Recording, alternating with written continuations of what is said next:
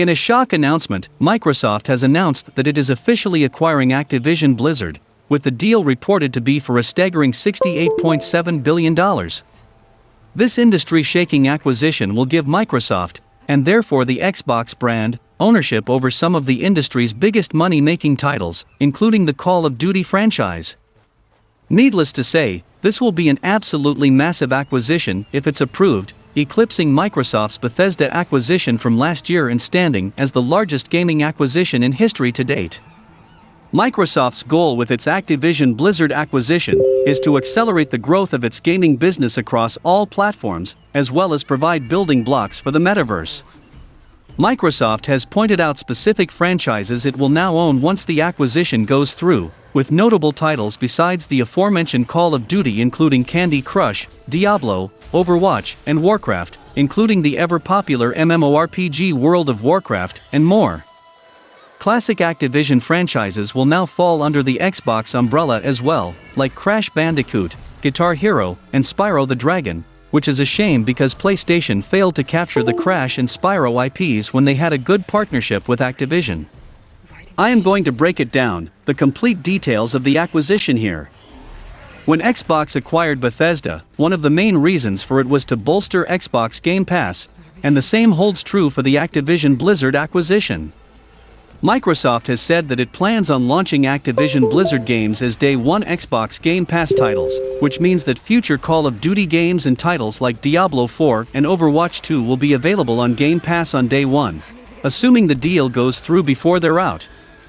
Microsoft also plans on adding previously released Call of Duty games to Xbox Game Pass and PC Game Pass as well. Specific titles weren't mentioned, but one has to imagine that this would include basically every game published by Activision Blizzard that's available to play on Xbox One and Xbox Series X consoles. This means that Xbox Game Pass subscribers should be able to expect nearly the entirety of the Call of Duty franchise to hit the service at some point down the line. The question remains what this may mean for brands like Call of Duty on other platforms.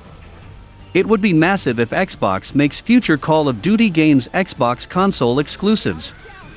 This landmark deal will bring Activision Blizzard, its studios, and the gaming franchises associated with them under the Microsoft umbrella, giving Xbox significant control over some of the world's biggest games in the process. Activision Blizzard, more accurately Activision Blizzard King, has published many games over the years, and thanks to mergers and acquisitions of its own, has numerous franchises that it owns. However, not all the games published by Activision are necessarily coming with the Microsoft deal. For example, Sekiro Shadows Die Twice is not owned by Activision despite being published by the company, and so Microsoft won't have control over that From Software game. While this is not necessarily a fully comprehensive list, this seems to be at least most of the franchises and games that Xbox will own once its acquisition of Activision Blizzard goes through.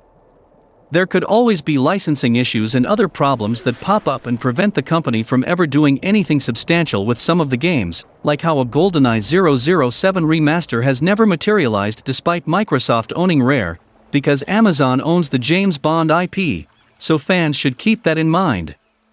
Obviously, the crown jewel of the Activision contributions is the Call of Duty franchise, which remains an unstoppable juggernaut in the industry. Even when Call of Duty game sales are down, its annual releases still tend to be the highest-selling video games of the year. Case in point, Call of Duty Vanguard was the best-selling game of 2021 despite it earning low review scores and reportedly selling much worse than its recent predecessors like 2019's Call of Duty Modern Warfare and 2020's Call of Duty Black Ops Cold War. Xbox having control over the Call of Duty franchise is huge, because it potentially gives the company significant leverage over PlayStation. Call of Duty is consistently the top-selling game year after year, and a significant chunk of those sales happen on PlayStation. Theoretically, Xbox could take the Call of Duty brand and make it Xbox exclusive moving forward. They would be keeping Warzone on every platform, but make the yearly Call of Duty titles exclusive. Exclusives are good, and if Call of Duty goes Xbox and PC only, PlayStation better start looking to revive the IPs that are sleeping. Getting control of the Call of Duty franchise is huge for Xbox, but there are other notable series it's acquiring through the Activision acquisition. 3D platformers may not be the industry-leading games they once were, but they still earn acclaim and sell well, especially if they're new entries in established franchises like Crash Bandicoot and Spyro the Dragon. It was looking like Activision was getting ready to hang up the Crash and Spyro franchises, but Microsoft could now revive them. Not only that, but it would be a serious flex to take characters that were once PlayStation mascots and make new Xbox exclusive games about them. There may be some licensing issues to work out with the Tony Hawk's Pro Skater games, but making those Xbox exclusive would also be huge for the brand and would have potential to seriously hurt PlayStation. But while Tony Hawk, Crash, Spyro, and Call of Duty are likely the biggest gets out of the Activision acquisition, when it comes to the Activision side of it anyway, Microsoft could also look into remastering or rebooting other titles like Prototype, Gun, or any of the Sierra franchises that Activision acquired when it merged with Vivendi. On top of all these games, the Activision acquisition also gives Microsoft access to some of the bigger fad games of the past couple decades, namely music/rhythm game Guitar Hero and Toys to Life phenomenon Skylanders.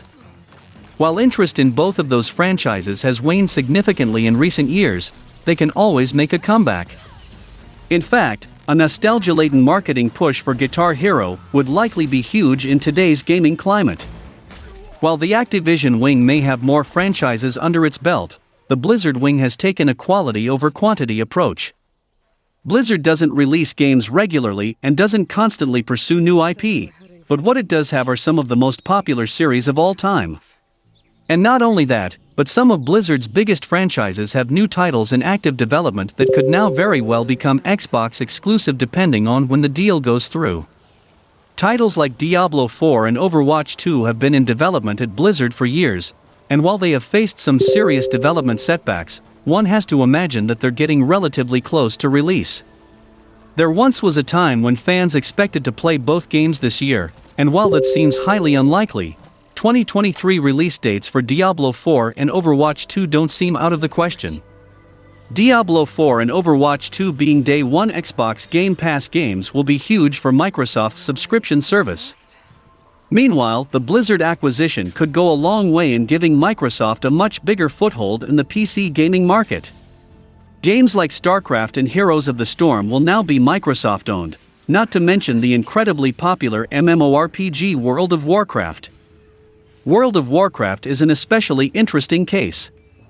It's possible that Microsoft will leave World of Warcraft's current pricing model untouched, but it's also possible that it will make the game available to play through PC Game Pass.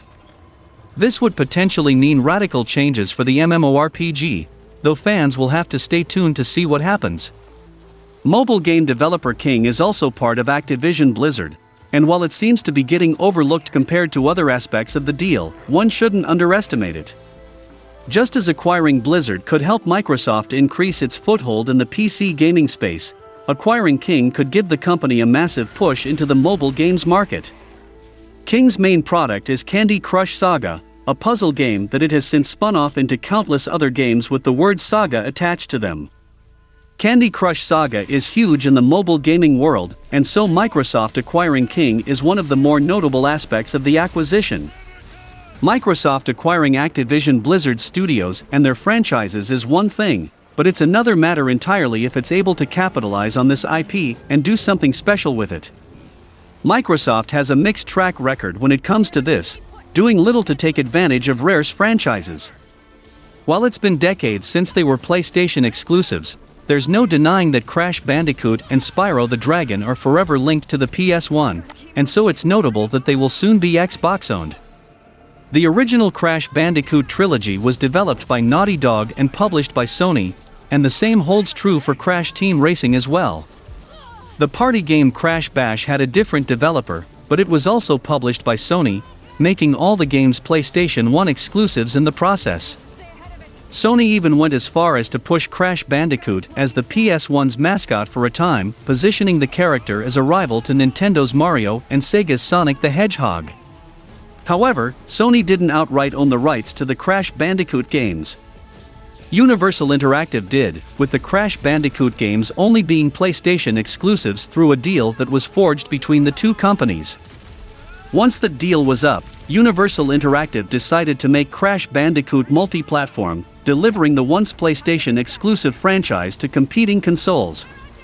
Universal Interactive would eventually merge with Vivendi, which would then merge with Activision, ultimately bringing the Crash Bandicoot franchise under the Activision umbrella. And the same story pretty much goes for Spyro the Dragon as well.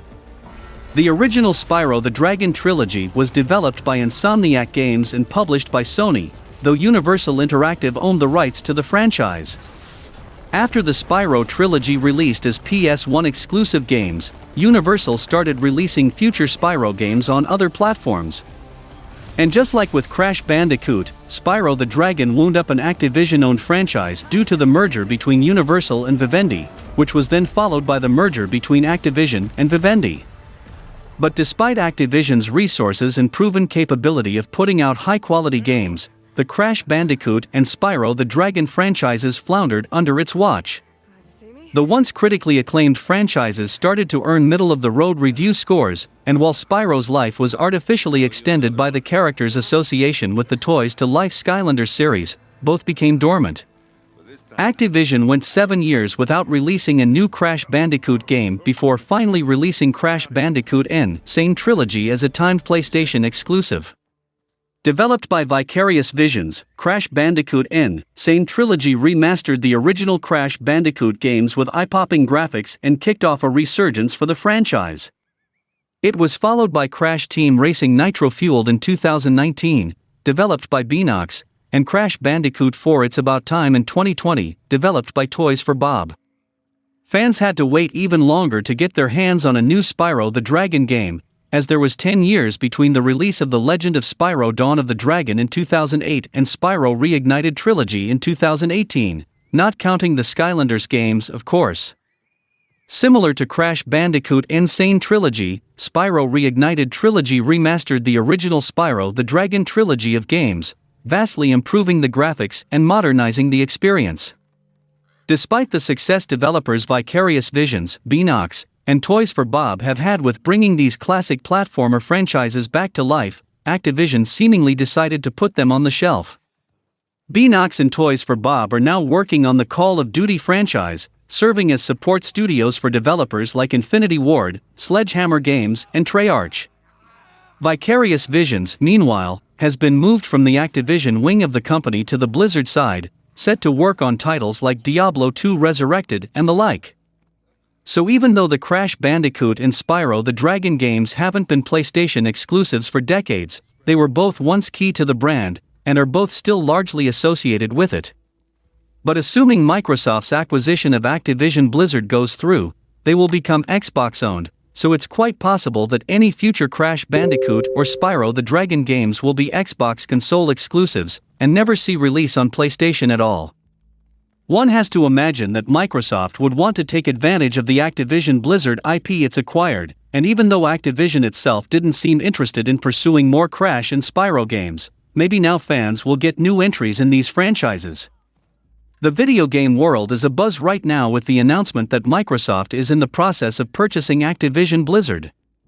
While details are still scarce about just how the takeover of the Call of Duty maker by Xbox will work, a recent email from Activision Blizzard CEO Bobby Kotick has leaked that sheds a bit of light on his thinking as well as when the purchase process might be complete. Activision Blizzard has been making headlines for months of another kind as the company has come under fire and several lawsuits centered on its workplace environment. In the wake of those lawsuits and continued complaints about the leadership at the company, Microsoft was one of the companies that had recently said it was going to examine its relationship with Activision Blizzard. It appears in examining that relationship, the company decided one approach was to buy the firm and change the leadership. However, in the wake of the announcement, the leaked memo from current Activision Blizzard CEO Bobby Kotick makes it clear he'll stay at the top for at least a little while longer. While Microsoft doesn't appear to be totally pleased with the Call of Duty developers' leadership, the company won't have a say in that regard until the purchase is completed. Kotick makes it clear that it could take as long as June of 2023 before everything is finalized. Kotick cited various regulatory issues that need to be dealt with before the whole thing can be completed. It doesn't appear even he knows exactly when everything will get done. Kotick added that until the deal does go through and Microsoft officially takes over, he will continue to be at the top of the leadership chart for Activision Blizzard. In the email, he didn't make it clear if he knows or if it has been made clear just what will happen to his position once the purchase is officially complete. Microsoft has said that Xbox chief Phil Spencer will directly oversee its new acquisition. Most recently, Activision Blizzard made headlines after it fired 37 employees and disciplined 44 others in what is being called a direct reaction to the lawsuits filed against the company about its work environment. It's unclear whether that move so close to the announcement of the takeover is related. However, more details have started to surface about the inner workings of the deal, what will transpire after, and also the feelings of those involved. In an article published by Bloomberg, it was stated that Kotick originally did not even want the deal to take place, wanting instead to wait and see if another company would outbid Microsoft for any sort of deal. However, due to his shaky position within Activision's board of directors, there was very little leeway for him to have his say in the situation. The final disposition of the exec might be one of the reasons that Bobby Kotick was reportedly against Microsoft taking over. Instead, it appears he was hoping that one of two big companies would make the deal. According to a new report from Bloomberg, one of the two firms that Kotick was hoping would make the move Microsoft eventually made was Facebook. Officially now known as Meta Platforms Inc., Bloomberg's report claims that it was Activision that reached out to the social media giant in order to try and get a deal done. In fact, the company that was under fire due to several lawsuits alleging a toxic work environment reached out to several suitors. The outreach was apparently in reaction to a drop in stock price for Activision Blizzard. In the end, neither Facebook nor a second big company that Kotick's company reached out to were interested in acquiring the company. It's also not entirely clear just who this other big company was, though it should be pointed out that the number of tech or gaming companies that have the kind of capital to do this deal is not a long list. It's also not entirely clear how Activision Blizzard eventually arrived at the deal with Microsoft if Kotick and other execs were working behind the scenes to find another investor. It's also not clear why Activision Blizzard appears to have originally been against making a deal with the Xbox maker. Activision Blizzard's internal issues relating to the company culture and sexual harassment allegations have become common knowledge in the gaming industry. Searching the company's name in a search engine is bound to bring up news articles relating to the controversy, which is why some sources that made contact with the Wall Street Journal claimed that Kotick wished to purchase video game media outlets such as PC Gamer and Kotaku. If Activision Blizzard was able to acquire these companies, it would be able to partially control the narrative surrounding the company and the media.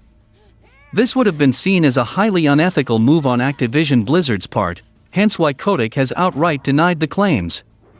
These sites already shill for Microsoft, so makes no difference.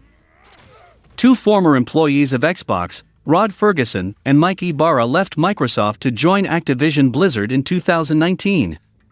One could imagine why they left Microsoft, and after they joined Activision Blizzard, these sexual controversies started to rise up.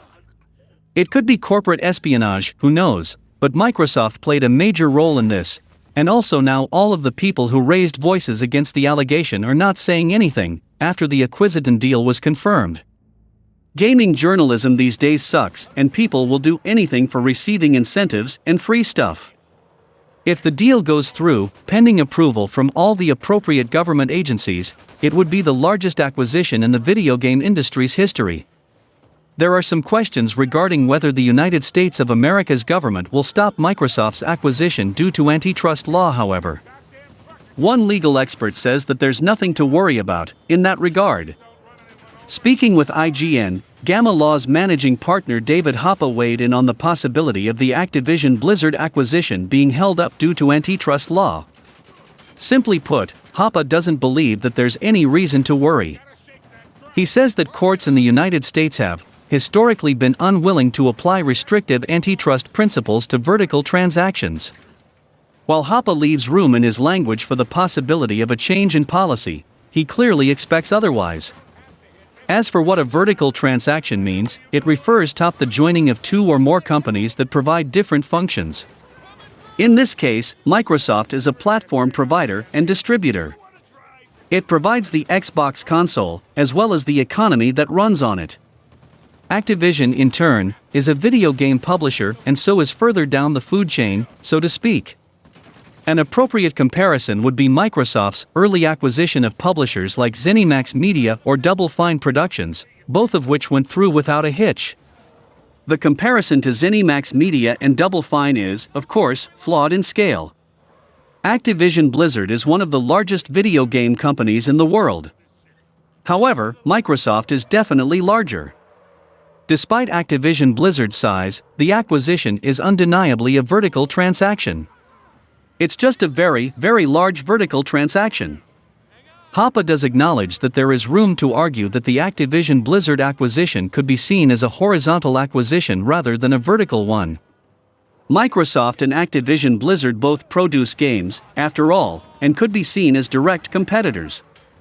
But Hoppe considers this argument ridiculous, saying that claiming an antitrust case on the basis of less consumer choice in the shooter games product category is not a sound argument.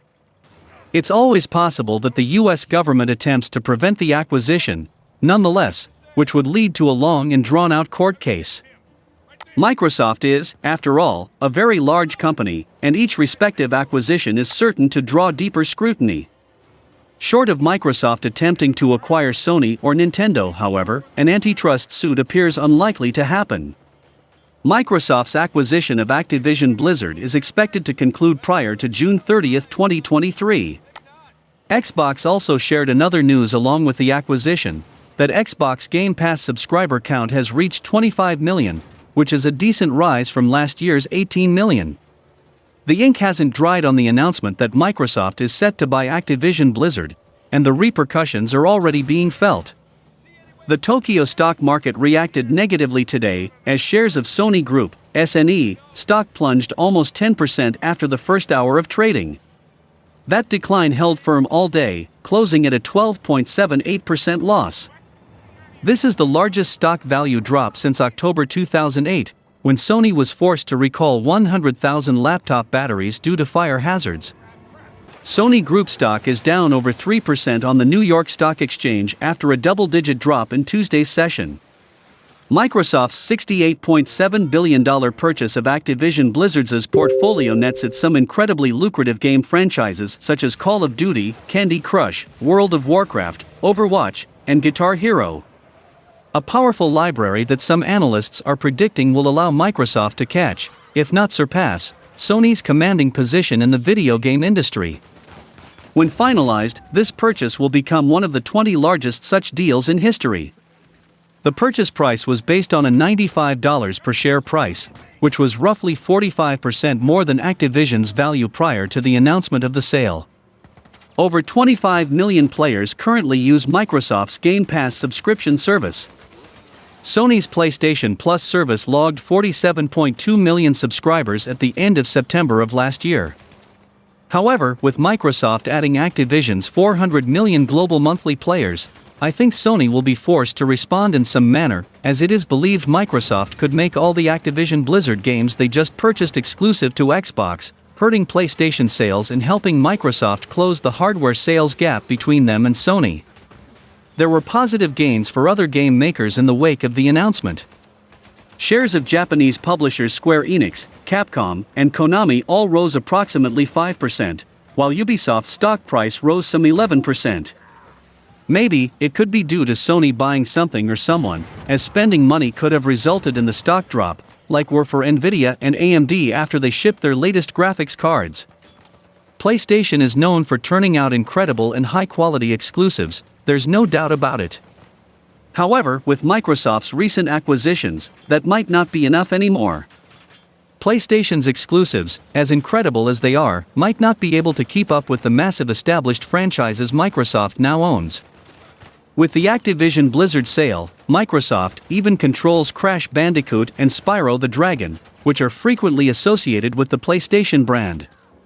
When the Activision Blizzard deal is finalized, Microsoft will have no less than 32 first-party studios.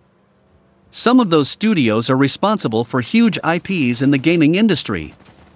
Microsoft's ZeniMax acquisition took the gaming industry by storm, resulting in future Bethesda titles like Starfield becoming Xbox console exclusive. The same could happen as a result of the Activision Blizzard deal. The Activision Blizzard buyout puts IPs like Call of Duty, World of Warcraft, Diablo, Overwatch, and many others securely under Microsoft's umbrella. Some fans have compared Microsoft's acquisitions to Disney's hold on the entertainment industry. Others have said that any future deals may not even be approved because it could be viewed as Xbox having a monopoly. That's not great news for PlayStation. While Sony does have some amazing exclusives, Microsoft is rapidly snatching up Western RPGs and first-person shooters. Fans of those genres will probably be giving their business to Microsoft, whether it's through Xbox or PC, because there are certain large amount of people that buy a PlayStation console just for Call of Duty. And it is a huge L for Sony, and they need to respond quick. Do not underestimate the competition and act accordingly. The reality is that Sony doesn't have the same resources that Microsoft does, so it won't be able to make the same types of massive acquisitions. However, that doesn't mean that all is lost. Far from it. If PlayStation is smart, it can still compete with Xbox in a big way by strategically acquiring smaller first-party studios. Sony has already been doing that to some extent. In 2021, it acquired several studios including Bluepoint, which remade Demon's Souls for PS5, Firesprite, which is developing the VR title Horizon Call of the Mountain with Guerrilla, and Housemarque, which developed Returnal for PS5. Sony also acquired Valkyrie Entertainment and Nix's Software, which specialize in support and PC ports, respectively. These acquisitions don't compare to ZeniMax and Activision Blizzard, but they are a start, and Sony could have plans to go bigger. Square Enix would be a good option for Sony, especially considering that the Final Fantasy franchise has been favoring the PlayStation platform recently. But to compete with a big franchise like Call of Duty, Sony needs to pick up Take-Two and make GTA 6 exclusive. GTA is the only franchise that can compete with Call of Duty.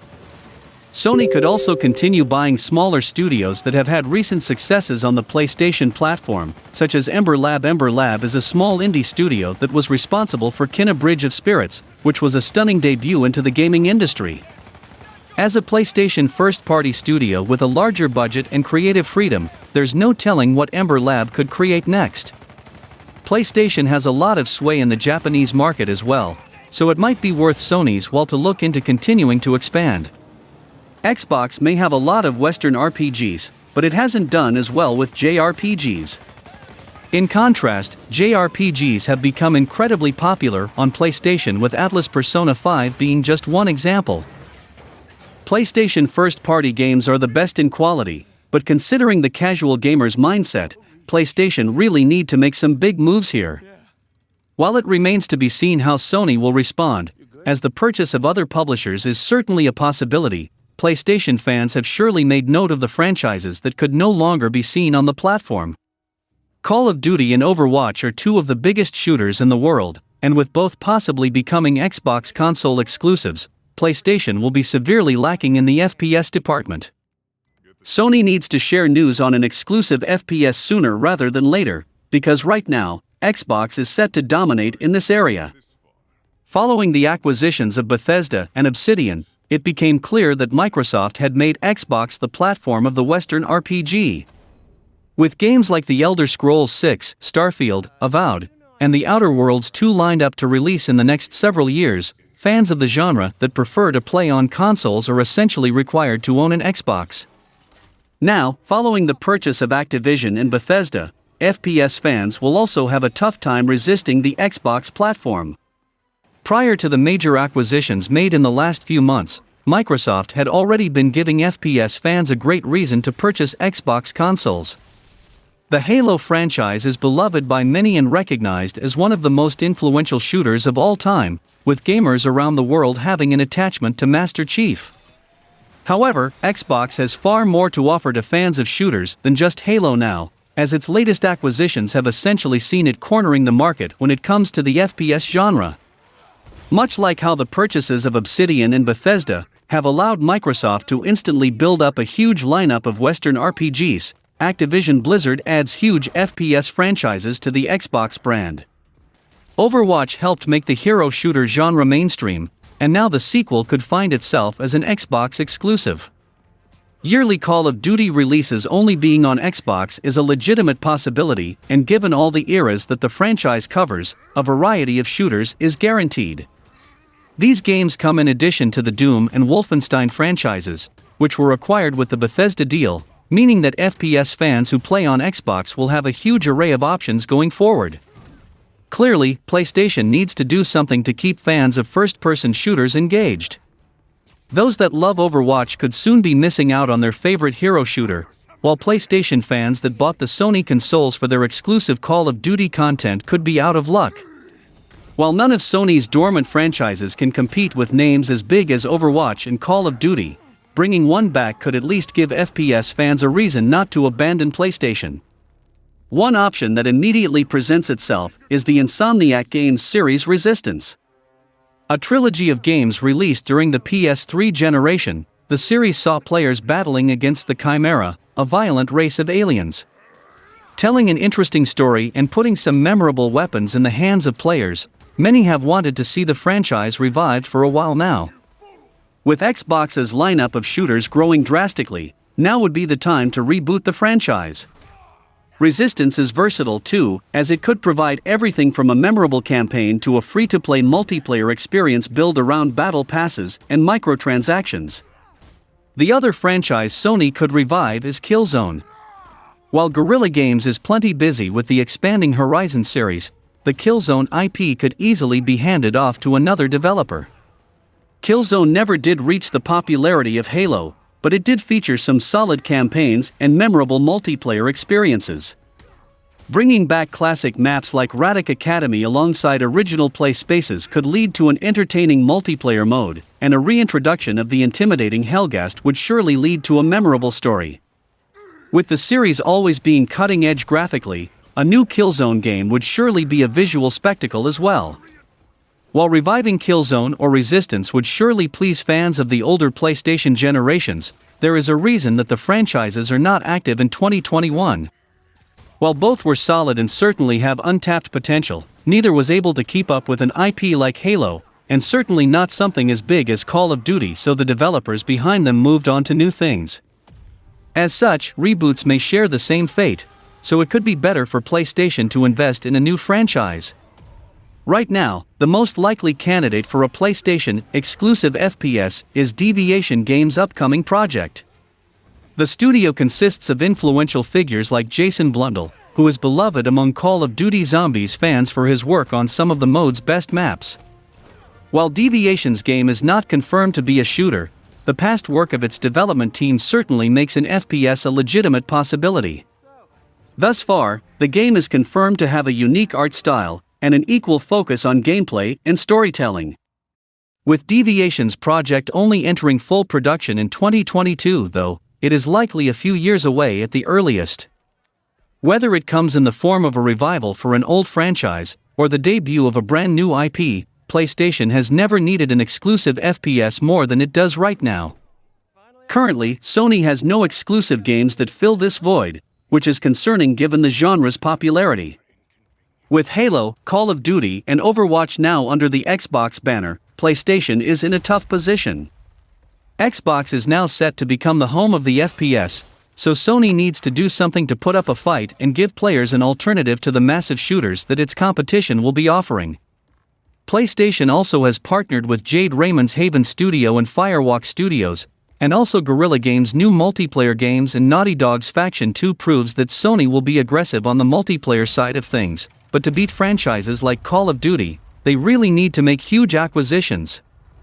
I and all PlayStation fans wanted Xbox to compete in making quality games, not like this. Microsoft has changed the game here, and this will force Sony to go on a buying spree, as Microsoft will try to create a monopoly. The first-party studios at PlayStation will make what they intended to do. But some of the new collaborations they made recently, or they will do in the near future, could be put to a full stop because of this acquisition. This could affect PlayStation partnerships and also the budget that's allocated for PSVR 2, and investment in new IPs, because now they need to secure IPs before Microsoft buy them. And Sony need to make a big acquisition move to secure IPs, and it is sad to see that Microsoft forcing other gaming companies to go on a buying spree, and make them drop their next move and innovations in gaming, as this affects the part allocated to PSVR 2 and PlayStation's other moves moving forward in gaming. Or Microsoft is trying to bring Game Pass into PlayStation and Nintendo, as they did before. Sony responded to this acquisition, and expects Microsoft to keep the deal in check. In a tweet, Phil Spencer shared that he has had some good calls with Sony leaders this week, where he confirmed to honor all existing agreements with Sony once Activision Blizzard is fully acquired. This doesn't really come as a surprise, as Microsoft has also done this with other acquisitions in the past. That's why games like Deathloop, The Outer Worlds, and Ghostwire Tokyo are on PlayStation consoles, despite being owned by Xbox. That doesn't mean, of course, that everything from Activision Blizzard will release on PlayStation platforms in the future, as Phil Spencer is the definition of contradiction, as Call of Duty annual releases will be, and I hope should be exclusive to Xbox. A gaming writer, Gary Whitta, teased a bigger news for the week than this. I don't know what that is, but we have to wait and see. There are a lot of questions needs to be answered. The problem nowadays with PlayStation is that they listen to the wrong things from journalists, fake gamers and influencers that want PlayStation fail and Xbox to succeed. They need to listen to the real PlayStation gamers and fans, revive old IPs and create new, and try to compete in the FPS and MMO space. No matter what, PlayStation always create the best experiences and universes for me, so I'll support them. But if the brand needs to grow further, the PlayStation console should be the priority. This year is gonna be huge for PlayStation, with Horizon Forbidden West, GT7, Forspoken, The Last of Us, FF16, and God of War Ragnarok landing on the horizon. Xbox fans and PC guys hyping up this acquisition, everybody talking about how it's great for Game Pass, and how it increases revenue for Microsoft, rather than actually talking about what quality does it bring to the table, and will Xbox be able to compete with quality games.